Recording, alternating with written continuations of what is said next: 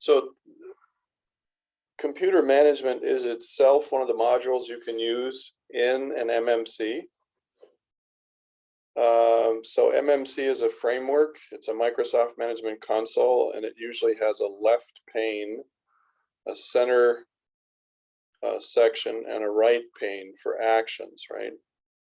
And you can always add other management consoles depending on what you want to do. The computer management console includes tools for the system to schedule tasks, to view events like Windows logs. If you open this up, you can look at the systems log or the security log for that device. If you want to look at the shared folders that are active on a system, you can click on share and you see I have a temp folder that's been shared. If you'd like to take a look at the local users or the groups that are set up, if you want to access devices, because you'd like to manage devices,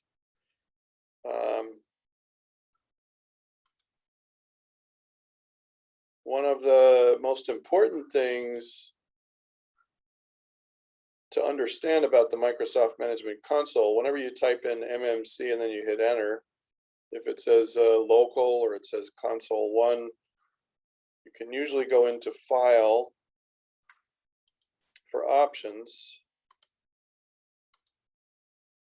and you can add other modules. I want you to see here the option to connect to another computer. So if I had a clean path to the virtual machine, I could put in the IP address for or the name for the virtual machine I'm trying to manage and connect that using connect to another computer.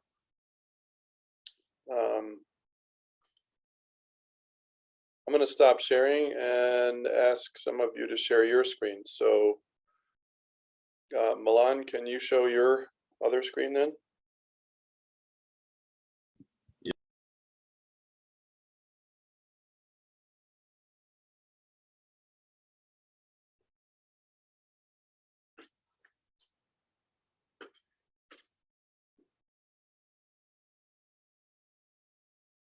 Okay.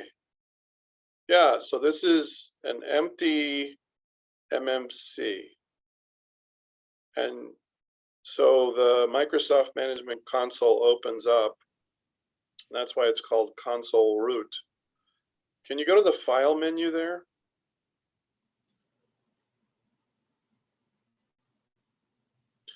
See where it says add remove snap-in?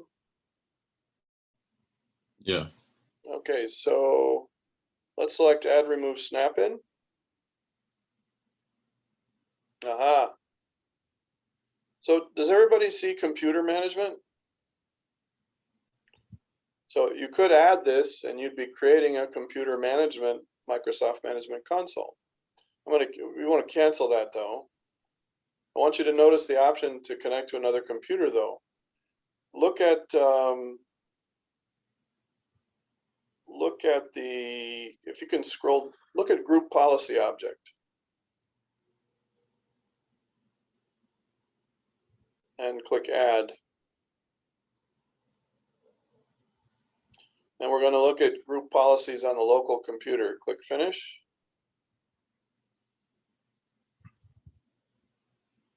Oh, okay, you're using a standard login on the laptop, right? Yeah. Okay, so if you had an administrative login, it would allow you to look at the policies on your local system. Click cancel.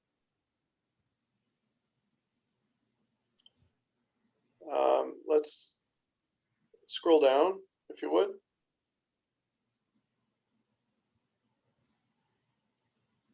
Okay, yeah, let's look at Windows Defender Firewall. And click add.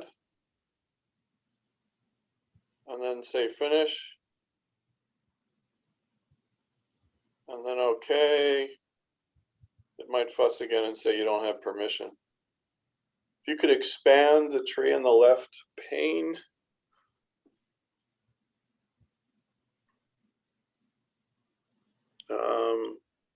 Yeah, double click on the, select the, yeah. Okay, so there's a permissions issue again, because you need to be in the administrators group to do this. So when you're managing systems, the original graphical user interface, all the way back to Windows NT, Windows 98, had this Microsoft Management Console template to work with, and you had different snap-ins you could add as long as you were logged in with an administrative login. You can basically create your own graphical user tool to manage, and then you can connect to other systems. The important point to understand is that you can click under the action menu to connect to another system, and if you have permissions or a login with a password, you can connect to other systems, and as long as remote management is enabled, then you can centrally manage a lot of systems right from one graphical screen. That's all we wanted to cover for Microsoft Management Console. Thank you, Milan. I appreciate your willingness to share that. All right, no problem. Yeah. Does anyone else have a management, an MMC they can share? Yeah, me. Okay. Can you share your screen then? Yeah.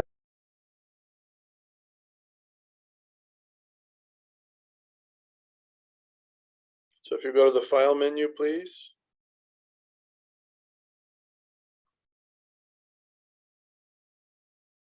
No, in the upper left corner there. Yeah, file. Add remove snap-in.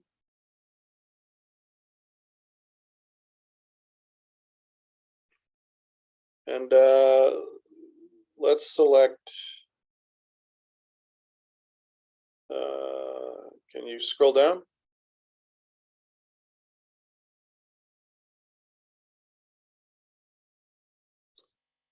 Yeah, let's look at the firewall and see what it says.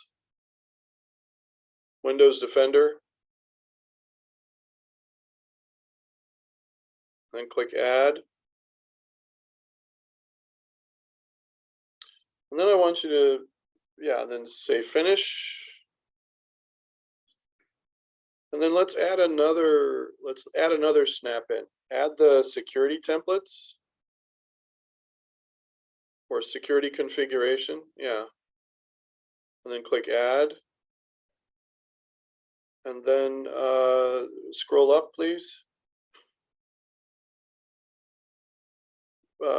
Let's do disk management. And then click add. And so you could specify this computer or another computer, but just select this computer, finish. Then say okay, and watch what happens on the left-hand side. So it adds the snap-ins, and you can expand. If you go ahead and click on disk management there, if you would.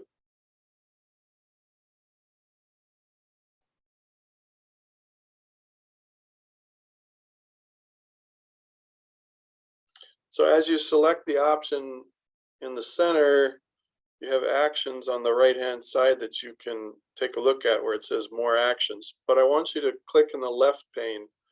I want you to click in the left pane and open that up. Yeah, click there, double click that. So now it's connecting to your disks.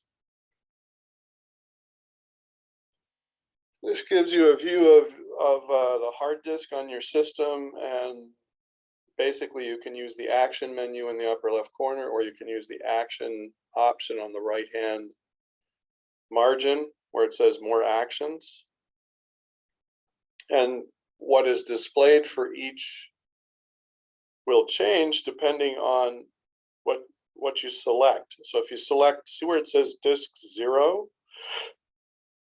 Can you select disk 0, Aaron? Yeah. So you can right click it, and you could convert to a dynamic disk. Don't do that. Or you could look at the properties of that disk. Yeah. I want you to see, yes, so you get more information about the driver for the disk and the security policies associated with that. Why don't you cancel that and select in the right margin more actions? So select more actions. And yeah, that's the same as what you'd find in the action menu. So you can create a virtual hard disk or attach a virtual hard disk. Let's go to all tasks. Probably just say the same kind of, oh, convert to dynamic disk, detach, right? So you can access the same right-click context options to convert to a dynamic disk. Now let's hit escape a couple of times and select the C drive.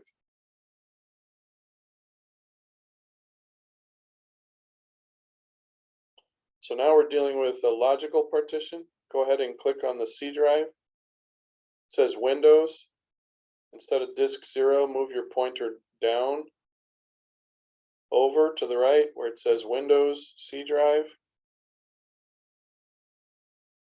No, not there. There, yes. Okay, so select more actions again.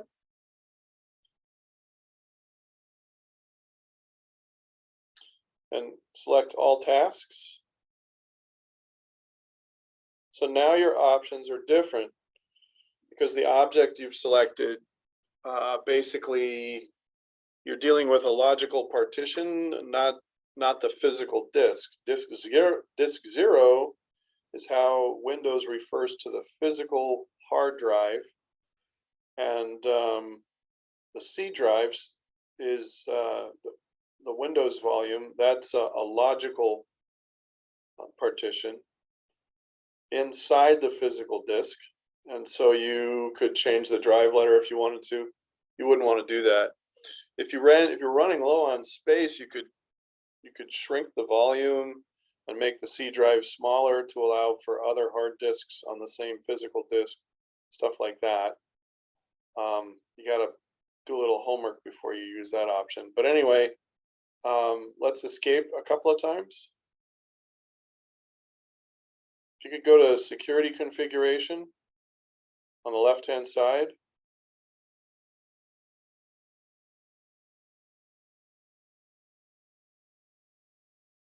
All right. Yeah, that's not exactly what I expected. Let's try the Defender firewall. Click on Windows Defender Firewall. Oh, there we go. So here you see some of the options that you'd find in Control Panel. And if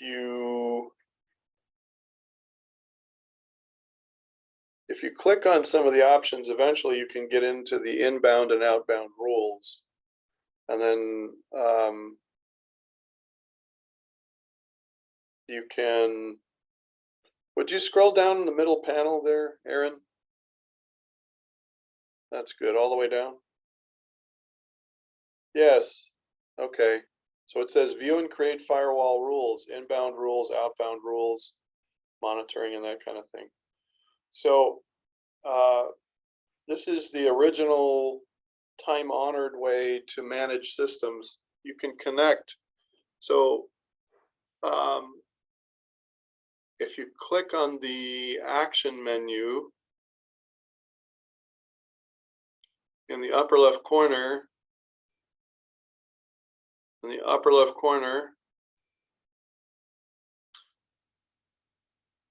yeah. Oh no. Click on where it says console. I'm sorry, hit escape. Click where it says console root. And then select action again. Or let's try file. So as you're building out a Microsoft Management Console, Sometimes the option to connect to another machine only occurs when you're adding the snap-in modules. There were a lot of limitations with Microsoft Management Consoles. And so system administrators had a tendency to build custom Microsoft Management Consoles for a given set of machines or for a specific server, and they would add just the tools they would need with the snap-ins. And while they're selecting the snap-ins, it's asking which machine do you want to connect with. And then when they're finished, they go to the file menu and save, and they give the management console a name like Server 1 Management. And they have everything they need all in one graphical screen.